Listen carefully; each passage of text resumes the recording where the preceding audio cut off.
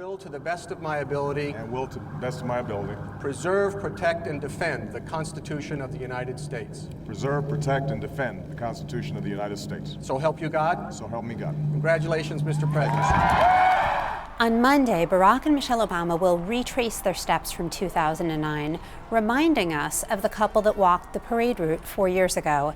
And yet they're different now, say friends and aides, in ways that are not always easy to see.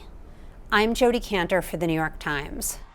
The Obamas have become better politicians, more adept, but also more conventional. When they work a room now, people say they seem looser, less wary, less tense. They linger in ways they never used to. Years ago, Michelle Obama told an old boss that the only thing she liked about campaigning was picking up decorating tips from strangers' living rooms. Earning enough to raise a family for. But this year she threw herself into campaigning, even designing her own initiative to encourage people to vote. It takes one, and it starts with you.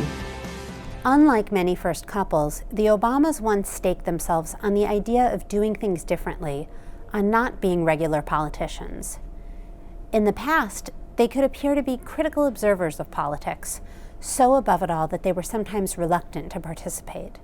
These days, the president seems to show more enthusiasm for everything from the corniest White House rituals like the annual turkey pardon to the highest stakes budget negotiations.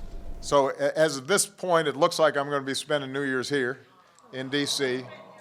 Y'all are going to be hanging out in D.C. too, right? While we seem to know what the president wants from his second term, the real question in some ways is the First Lady. So far, she's stuck to a very safe strategy, working on important issues like childhood obesity, but interpreting her role very traditionally.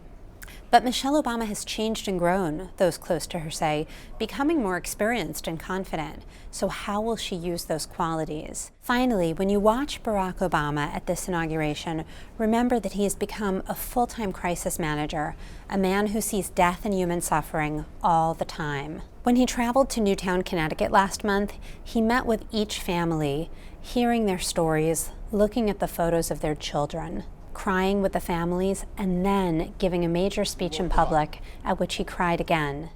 Whatever portion of sadness that we can share with you to ease this heavy load, we will gladly bear it.